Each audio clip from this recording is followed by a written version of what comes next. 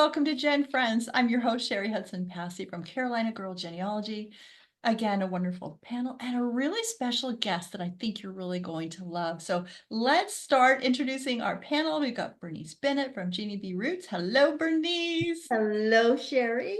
It is always so good to have you back. You know, you're such a busy lady. We're all busy, but you've got so much going on with book tours. Too much. Going to Europe. So we're really, really glad that you're here. Thanks for being here. The pleasure is mine. we've got Laura Hedgecock from Treasure Chest of Memories, who's actually visiting family, but I made her come anyway. Laura. The pleasure's mine. It's great to have you. And Mary Kircher Roddy from MKR Genealogy. And I actually wrote it down so I didn't mess it up. Applied Genealogy Institute, so that my tongue doesn't get twisted around like it. My dad used to say my tongue got twisted around my eye teeth and I couldn't see what I was saying. Oh, that's so cute. He used to say that all the time. Isn't that cute? And That's really so cute. our special guest, and I'm going to try really hard to say her name correctly. It's Adwoa, and it's the last name I can't say. Alzen. Setrakian. Did I say it right? Perfect. I did it. Thank you, Mary, for getting me started. So, I got the Alzen part. thank you, Alzen. That's right. Oh, it is so Thank nice you. to meet you Thank and you. have you on here. Now, we wanted everybody to know about what you're doing. You have got a webpage where you are actually, your little line on it says holistic genealogy for people with African descent. And I think that's wonderful. Holistic. I mean, that's so neat. And it's SpanDNA is what you're calling it? Yes. Yeah, well, tell us, and then you've got a conference coming up, so we'll talk about that You. too. So get us started by telling us how this all came to be. Well, it started over 20 years ago when I was introduced to genealogy. I didn't know what genealogy was, and I was a high school senior and had to do a project with a research component and a practical component. And during the time I was determining what I would research, a Dutch African studies professor, her name is Dr. Ineke van Kessel, she's since retired, was researching Java soldiers from the Java War in the 1800s, where African soldiers were fighting on behalf of the Dutch in a Dutch war in Indonesia. And apparently my surname was among the names of these African soldiers. So she reached out to my Ghanaian grandfather, who was on his deathbed, and directed her to my father, his son, who was in North Carolina. And my father and I started collaborating with Dr. Van Kessel on her research, which became an element of it, became my research. And I took my first trip to the Netherlands, my first international travel by myself when I was 17. Oh, wow. Went to the Dutch archives, was working with like amateur family genealogists and doctoral candidates and professors. And I just was researching my family history, and it just year after year it evolved. When I was in university, I got some funding to go to Ghana and research people who were of Euro-African descent who just considered themselves African, but people like me who were Ghanaian in like identity, if that's, you know, how they perceive themselves, but had European surnames, but never considered them as European, because for many generations, the only people with those names were Africans, and dark-skinned ones at that. And so many years later, I discovered DNA testing, and just on a whim took a test, and it opened up all of these doors I thought were closed. Because it was much easier to research their European history because that's documented. And if people are in the military, all that kind of stuff. But I realized that all of this work that I had done was very patriarchal and also very Eurocentric, because that's what was easy to find. And once I had my DNA results, we all know that we're connected, but I found all of these people of African descent all around the world who were connected to me. And so I started talking to my family, and I was like, you guys have to take DNA tests. And so every holiday I'm adding tests. And before I knew it, I was having like more than 1,000 conversations on Ancestry and whatever other platform, but it started with Ancestry. with my distant DNA cousins for whom I was the first. I mean, I was born in Canada, but I was the first African were able to connect with, who could say, you're connected to this person in my family. I don't know, at that stage, I was not, as I'm still learning, but at that stage, I wasn't able to give as clear answers as I feel I'm able to give now, or at least direction. And I was able to show people on Google Maps where, a link of theirs on the African continent was from, languages that we spoke. And the more people I was able to test, I could narrow down for people which branch of my family they connected to. But then it also opened up opportunities to speak with Ghanaians who felt they knew their history, but we really only know as much as we know. There's so much more. And so when I started having experiences of,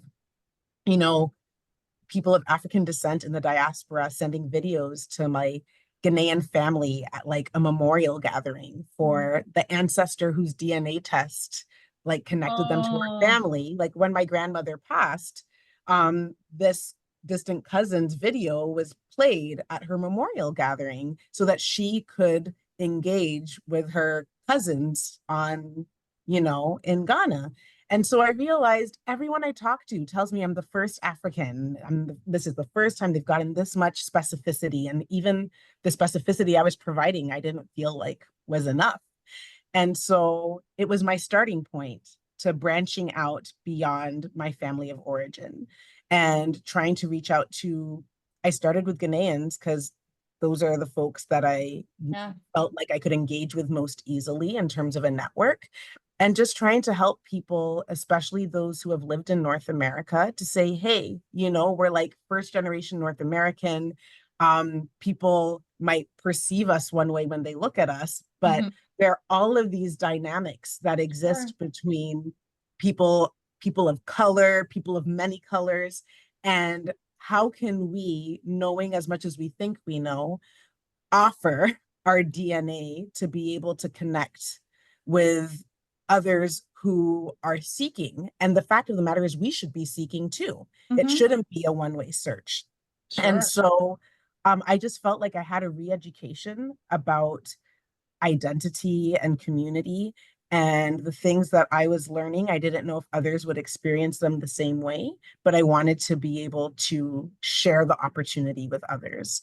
So SpanDNA is starting point. The SP is the starting point of my journey to connect with others in this way. And it might be somebody's starting point working with DNA, or, we all have a point that's gotten us into searching our family history. Oh, sure. And the AN is an Adinkra symbol, which are Akan, like traditional symbols that have a representation. So my logo is Akuma Ntoasu, which means linked hearts. So span, starting point, Akuma Ntoasu, and who's going to say Akuma Ntoasu? So I just say span, and then that image is for all of us to link our hearts together. I love that. Nice. Yeah. But when you talk about your site, how many people are a part of this, and how have you reached out so that people would even know about what you're doing? It's so small scale. People know if I reach out to them as a DNA match of my own or some other Ghanaian whose test I'm managing. I also recognize that a lot of the people I reach out to have private family trees. And so some people are wary for many reasons, whether it's because they're researching it and they don't want to put false information out there, or there's shame, or people are still alive and that information can't be out. I am not a social media maven. I am not an influencer by any means. I was like first generation Facebook when we used it to plan study dates. So I have a handful of reels. I have other people who post, on their networks. I've been invited to speak at a few locations, but everything is really small scale. So, and also is very budget, because I'm not trying to spend more than seems reasonable. And I'm really in it to build community. So I typically do it by word of mouth. And that's what's worked so far, but it's getting to the point now that I'm getting reached out to by people I don't know. My mouth didn't travel that far. So I'm losing track of how people are learning. And But that's how we found you, as word of mouth. You know, it was like, you've got yes. to have this wonderful, wonderful woman come on your show. Yeah, and I'm one person, and I think also I tend to have big ideas, but remembering that I'm just one person. And so one of the ways I've tried to kind of slow myself down is by not being too loud and just taking the opportunities as they come.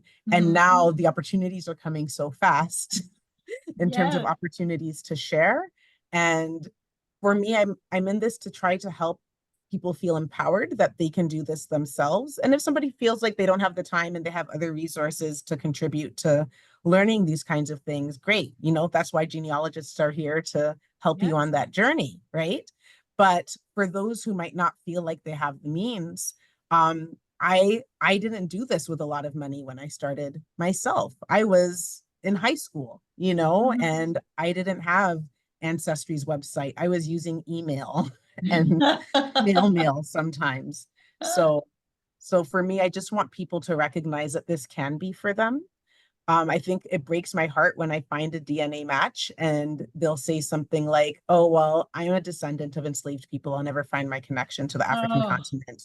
And I'm saying, but I'm telling you, it's yeah, that's why I'm reaching out to you. Yes, you can. Yeah. And so it's also just a matter of, I mean, my background is in education. I taught high school French. And so I'm also passionate about people being able to learn and use that knowledge for themselves rather than feeling as though they have to depend on somebody else to do it for them. And so I want to be able to accompany people on a journey of this seeking where we may not find all the answers, but we'll discover questions we never knew to ask before. Oh, I love that. And as you accompany people in the seeking, is there a educational module, or how do you even get that started so that people can go on that journey? So I'm in the process of developing like my actual educational platform, so to speak. And I have like pilot projects because I don't want anyone to feel as though they're an experiment. So I have like my beta groups or like my alpha and my beta group. And right now, the best way I'm able to do the education is through coaching. So when I try to work with family groups rather than individuals so that there can be a built-in system of accompaniment. And so I can do some of the research for you, but also let's get on together. Let's all log onto our Ancestry. We share our screen and we're working with your family and working through these steps together. And so I'm trying to work with one family at a time right now. And as I develop my capacity to assist families, not just with the technicalities of the research, but I'm also a social worker. And so another piece that I bring into this is having a trauma-informed approach and a strengths-based approach, where people can think about the resources they have spiritually, community-wise, to be able to draw on. So it's not a matter of me by myself doing this and carrying this on my own. So part of the education is not just the nitty-gritty of how do I log onto Ancestry, but how do I talk to my family? Oh, exactly. How do I, like when something challenging comes up, what resources do I have? Do I have a spiritual tradition? Do I meditate? Do I have a mental health professional in my life? Do I have a friend who isn't going to be traumatized or re-traumatized by the things I share? So part of this holistic piece is really helping people to think about the process before they spit in a tube, if they haven't spat in a tube yet, and to think about who is there for them, and that the education is, how do we work with our microcosm of our family as we're trying to really branch out and see ourselves as part of a greater human family and engaging with that larger human family? Now, if somebody wanted to become part of your beta groups, can they do it? Is it on your website, or did they just have to email you? They could just email me. Okay, we'll make sure we get your email address. Thank you. Thank you. And also I have a contact form on my website. Okay. And so can put that on the contact form. As of now, I've been working with basically populations where I felt people wouldn't be too critical as I'm in a learning mode. Because sometimes people want a perfect product, and you just can't promise that Oh, ever. no. Really. No, ever, And ever. Yeah. yes. And so I felt like, at least as I was starting, I'm in my second year of doing this, formally. I now feel as though I'm a lot more confident. I've had a lot more feedback, and I would love to work with anyone who feels like they want to be on this journey. Great. Laura, did you have a question? Yeah, I have a couple, but Okay, go for it. the thing that really I find so interesting is the idea of this holistic approach being applied before the DNA test. And I guess I'm trying to figure out how anybody does that, and particularly you, because right now the way DNA kits are marketed, it's kind of an impulse buy thing. Mhm. Get this as a gift.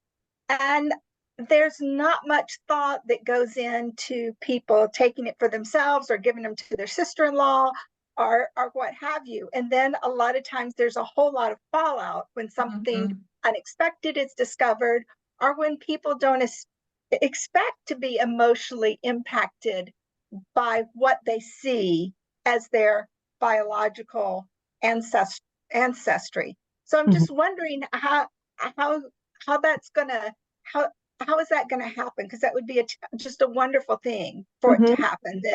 That this it's more of not an impulse buy, but more of this great journey, more of this experience.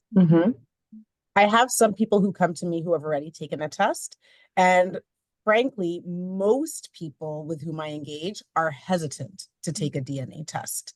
When you're thinking about a community that has historically and currently, but people are thinking about the history of being, used for scientific purposes, where there's like justified mistrust. And so there are often a lot of people I talk to haven't taken a DNA test, and many are kind of wondering, like, well, do you trust these companies? Yeah, and exactly. so for me, the conversation is more with people who haven't tested, and those who have tested are just kind of like, I'm looking for the drama. That, like, honestly, that is what I have. Those are the conversations I've had.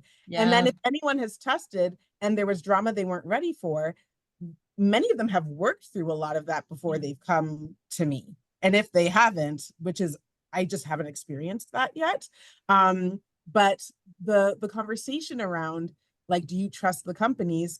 Frankly, I don't know if it's a matter of trust. I use a credit card.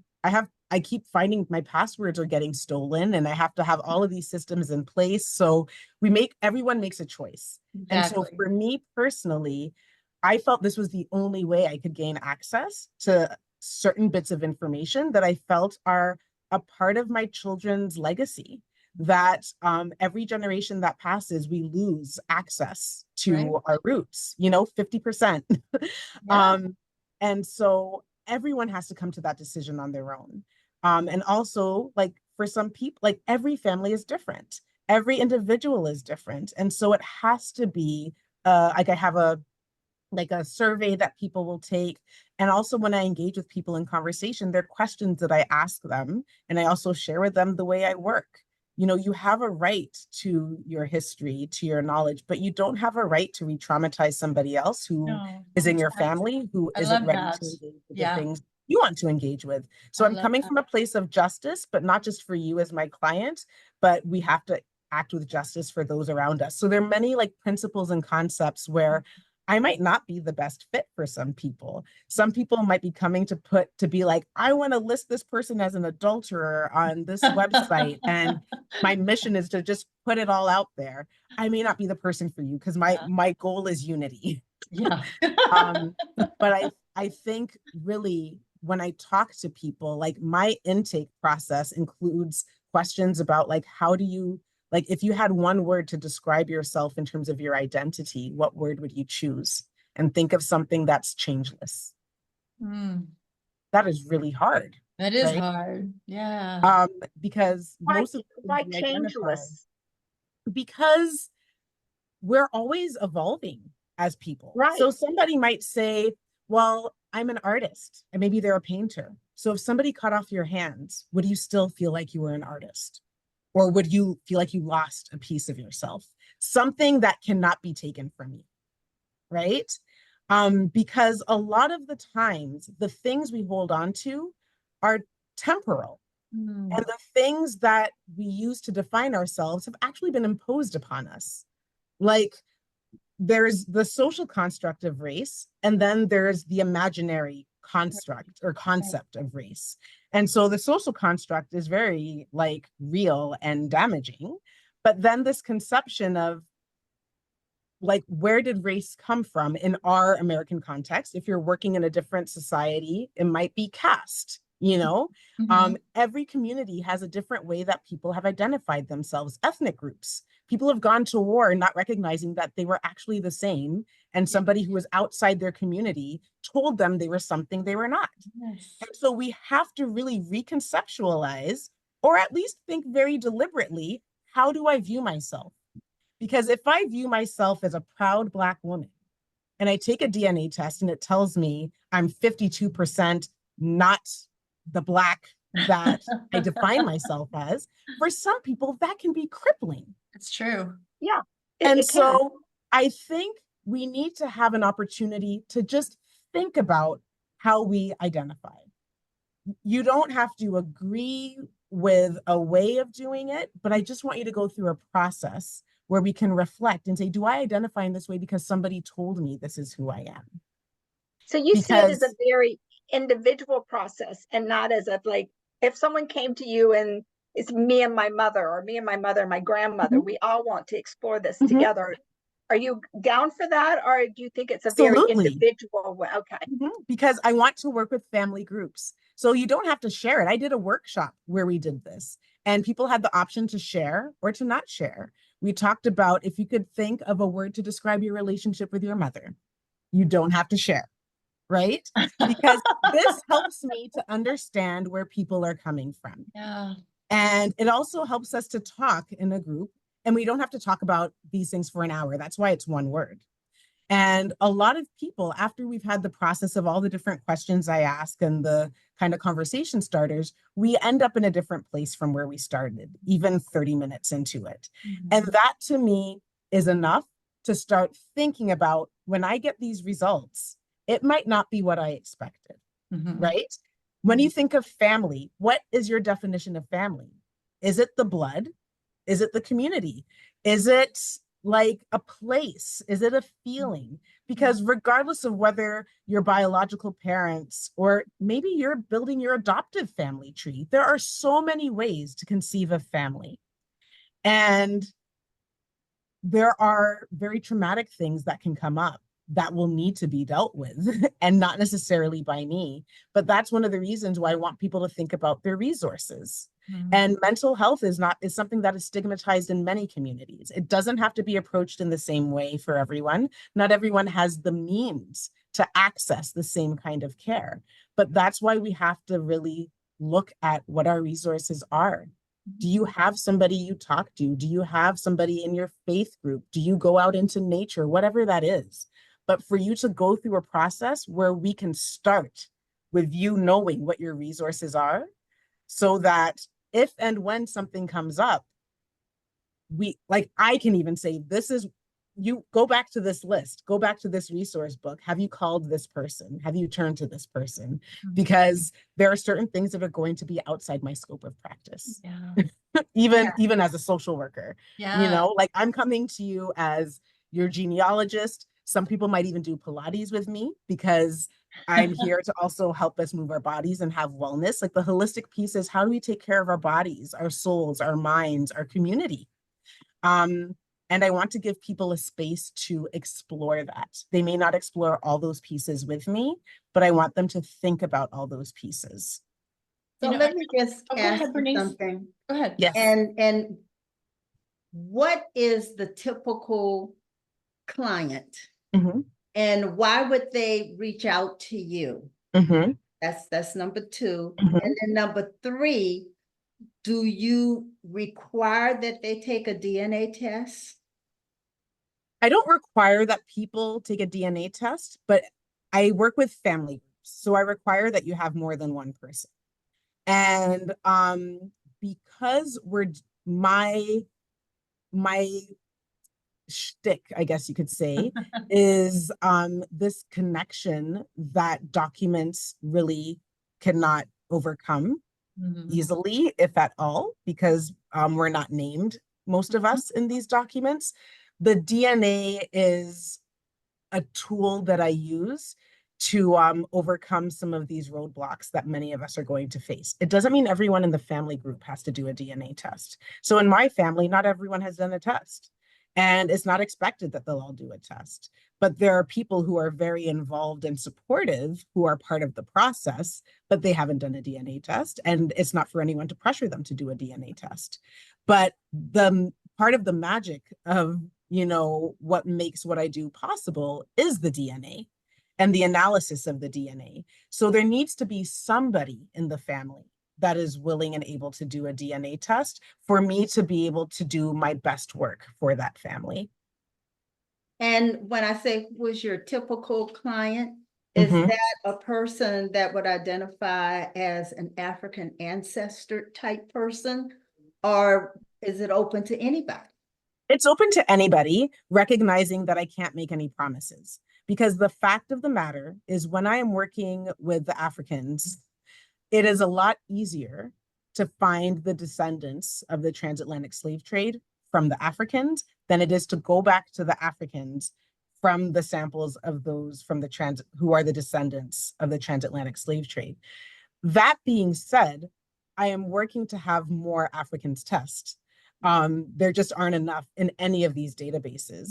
And so what I would love is for one of these, like my parents wait for the DNA sales, and they go to Ghana, and I'm like, how many kits do you have? All right, who are you going to visit? And I have a testing strategy, and I'm like, what communities are you going to? And so little by little, I am training my parents to have conversations with relatives and the larger community about DNA testing for a community of people who don't like to spit. It's considered extremely rude. You're like, and I need to make sure they're doing these tests properly, because we are flying them, you know? Oh gosh, so you don't even think about things like that, you know? Yeah. Wow. So it's a two-pronged approach where it's important. Honestly, I was able to rebuild a family tree to figure out the branch of my grandmother's family to look into, because I was working with predominantly African Americans who are connected to her. There were fewer African samples, but my cousins here that I discovered through these databases, the fact that they were willing to work together, and they didn't know what to do with their DNA tests. They were just kind of like, I don't know what to do with this. But being able to use DNA Painter and all of these probability methods, rebuilding family trees that other people have just kind of left a bit vague, working with like 12 cousins whose history, as far as they could trace, was in the Americas, enabled me to provide more information to the Africans who did not have the information that the American, like the Africans in America, would have assumed the Africans would have known. And so for me, this is like a long view. This is, I can get you started. I may not be able to finish this, but if I can get more and more, not just Ghanaians, if I can, like, I've been working with Ghanaians who have lived in North America because they could buy their own tests. They don't need a family member to like fly and make sure they get it. Who are just willing, they're just like, yeah, you know, it never occurred to me that by taking a DNA test, that could help somebody. But they did it to help somebody else, only to realize that when they go back home to Ghana and have a Zoom call with their parent and them, they're like, I didn't know any of this stuff about my family. And it never occurred to me to ask these questions. And so my audience is anyone who wants to experience the reality of the oneness of humanity. Oh, yes. And so that is very broad. It is very broad. It's broad, but but it's beautiful. I have connections who don't match up with DNA, but we know we're connected. We just didn't share the same bits. Yeah. Who are my 8th cousins who live in Australia, and we're connected from the Dutch side. Yeah. You know, and we found each other through documents. Yeah. And family trees. So it's, but the thing is, that was the European side. I Mhm. haven't figured out how to do that for Black people.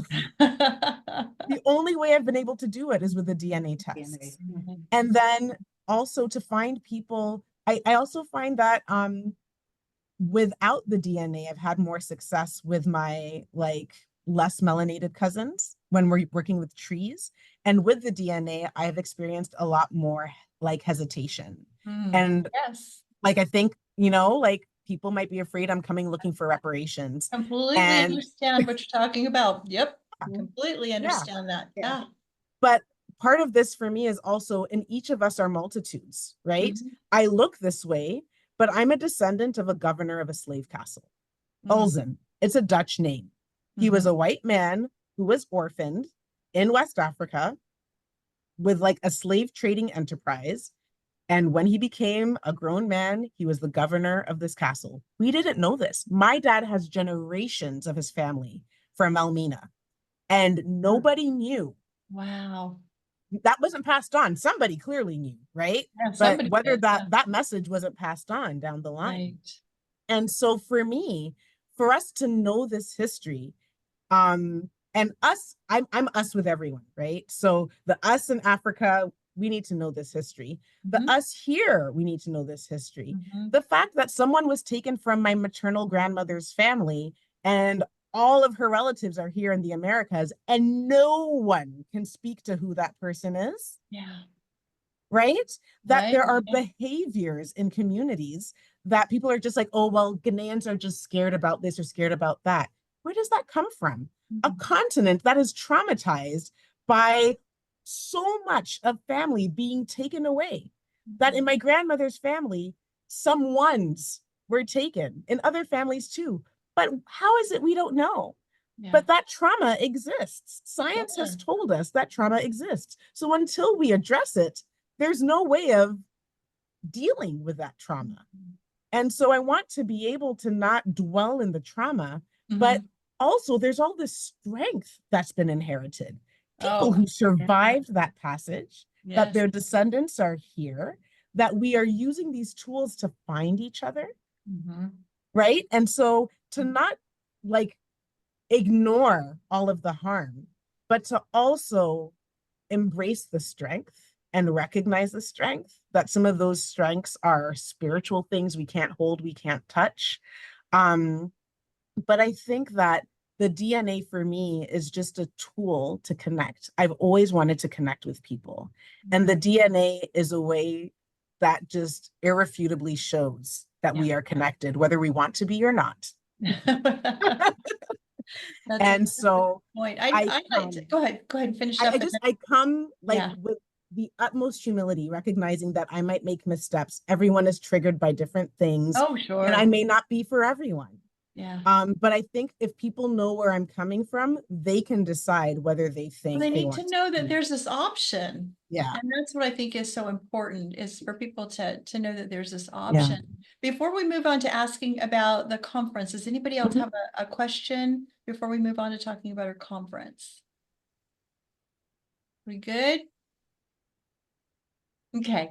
All right. Tell us about your conference, your very first Okay. conference you're putting My together. very first conference, and I was told this isn't a conference, it's a summit. So now it's called a summit. Oh, okay. A summit. So, but basically after years of these emails and ancestry and my heritage and all these messages, I realized I can't be at the center of all of this.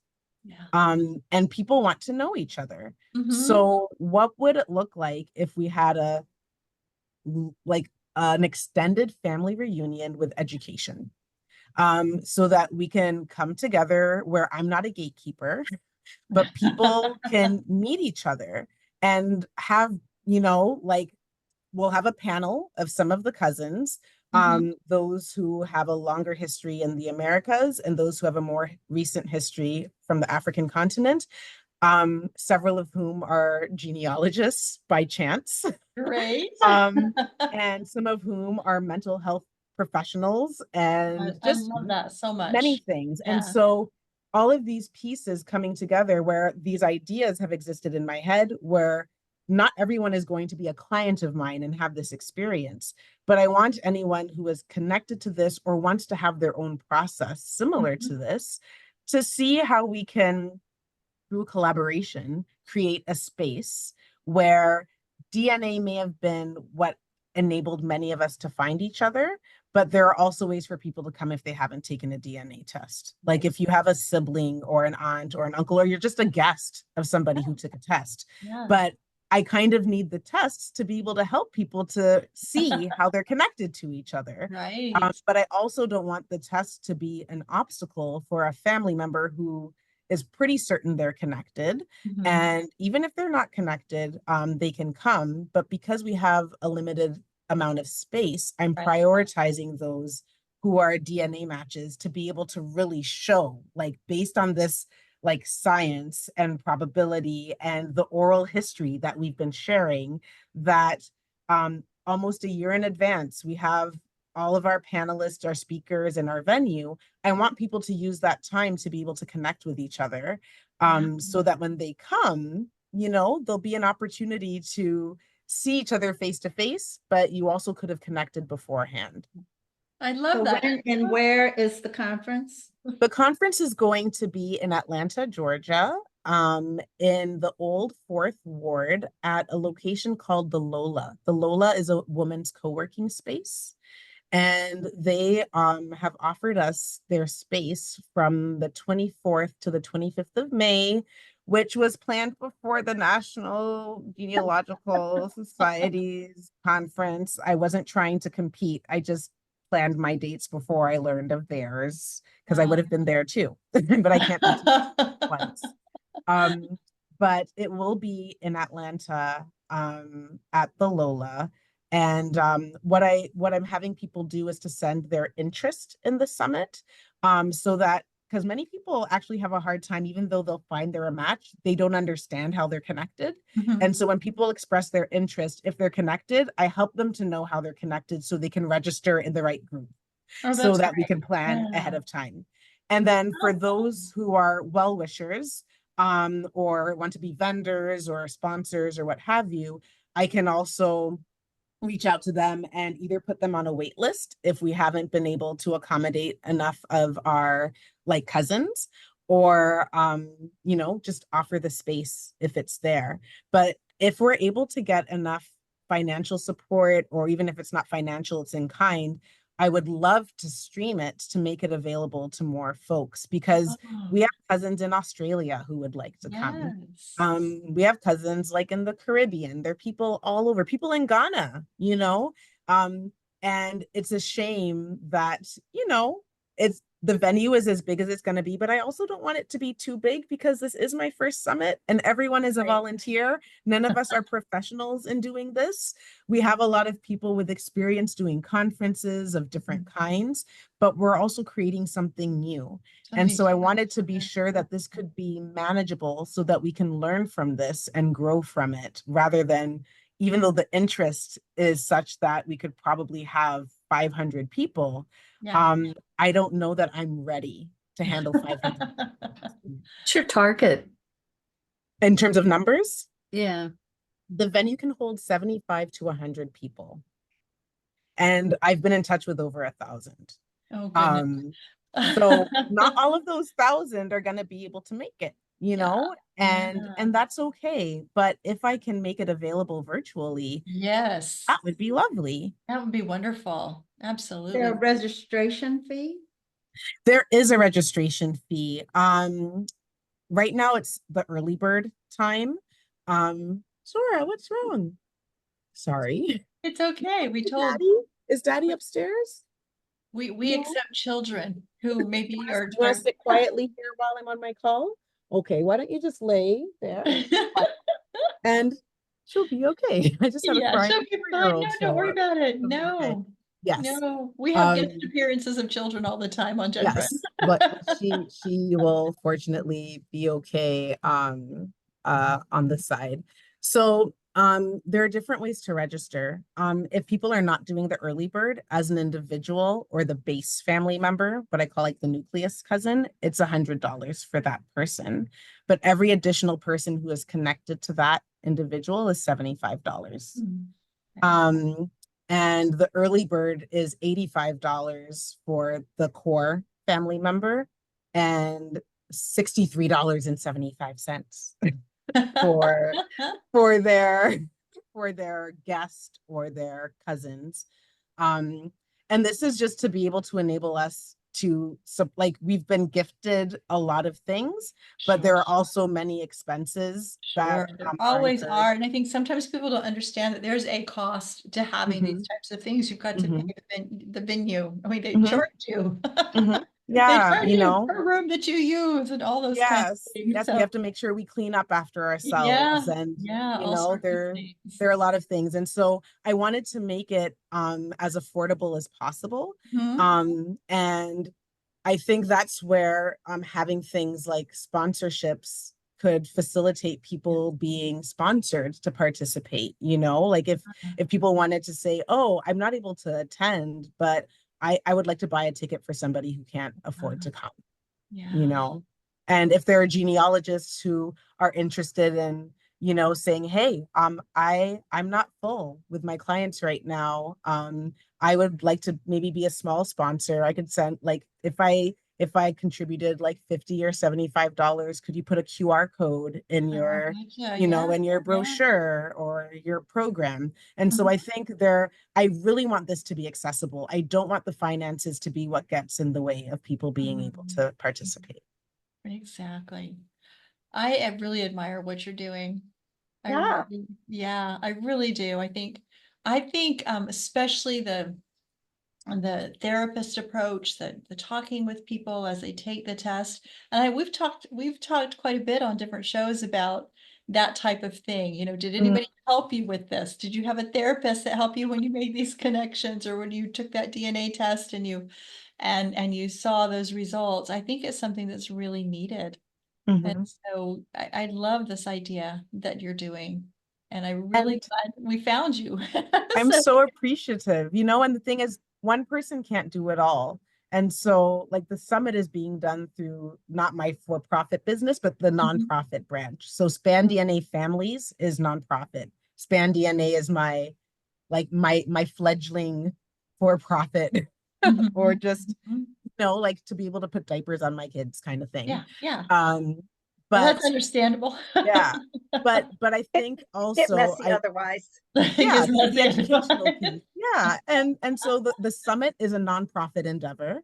All of the speakers are volunteering their time. If we're able to not be in the red, people will be able to get an honorarium, but everyone is coming as a volunteer. We have mental health professionals who will do a mental health panel. We have a Pilates teacher. We're going to have Ghanaian dance. And so we really want this to be like a whole wellness experience, but also an opportunity to have people on site who can help if help is needed. Yeah. This sounds amazing. Sounds amazing. We are so glad that you came on to talk to us about this. Thank you for having me. Of course. Before we wrap up, does anybody else have a question? Or is there something that we didn't ask that you would like to make sure cut out there? Maybe, you know, Bernice was asking, like, who's my target audience? And I think beyond individuals, I'm also looking to collaborate with institutions. You know, I took my children recently to the Legacy Memorial, and some people might have said that that was a lot for 2, 4, and 7-year-olds, but I think it's important to have, you know, all of the history. And even if we could only last inside for a few minutes, it gave us an opportunity to have some very serious conversations that they don't get to have when they learn about Martin Luther King in school or Rosa Parks in school. And so this education piece for me, I can't do it all, but I would love to be able to collaborate with institutions and organizations who are doing it all, and see if there are ways we can help each other, if our missions are aligned, so that, you know, as people are piecing together their histories, are there are many families who have a lot of documented history. Just Mhm. because families are Black doesn't mean they don't have history. There are Exactly. families with museums and all these things, you know? Mhm. And so I think for me, another just, you know, the new girl on the block trying to figure out who I can learn from and with and walk with in this journey, because I don't have all the answers. Right. Well, hopefully, as we get this out and everybody can share on their social media platforms, we can get you out there and you can network and you can find other people that can help you with this. And I think this is wonderful. And I think this is something that's going to just explode, and you're going to see a lot of people are going to be interested in this. I think it's very well needed for all of Yeah. us whoever's taking that DNA test and trying to connect with Mhm. family. So we sure appreciate meeting you. It's been such a pleasure to have you come Likewise. on. I'm And honored wish, and privileged. Go, and we Laura. wish Thank you you so much well. for coming on. Go, Thank Laura. you. Oh, I was just gonna say, and we wish you so much success, because it's such a void in the Yeah. experience that people are having. So I hope that people find you, or Yes. find the coaching that they need, Yeah, have exactly. a good experience. Right. Thank you so much, Laura. We will have Great for go ahead. thinking about it really outside the box. Yes. It's something entirely different. It's Yeah. really, really cool. When I started, people were like, so you're a teacher? Wait, you're a genealogist? No. You're a therapist? No. You're a Pilates instructor? Yes. You And a can mom. wear all those hats. This is really Yeah. okay. You can wear And that it every one can of be those one hats. thing. And so That's I'm right. trying to help, like, as I'm seeking coherence in my life, let's see how we can figure that out together. That's wonderful. Well, we will have your links on the YouTube video and on the blog post, so people will know how to find you, and we will get this shared, and everybody, you share with your communities as well, and get the word out about this wonderful project. I haven't seen anything like it, so I think this is just wonderful. So thank you again for coming and talking to us. And with that, please ask your questions. If you have any questions or comments, I can get them directed back and get you answered. And of course, you can also go to the website and get your questions answered there as well. So with that, thanks so much for joining us, and we will see you next time on Gen Lovely. Friends. Bye, everybody. Bye. Bye.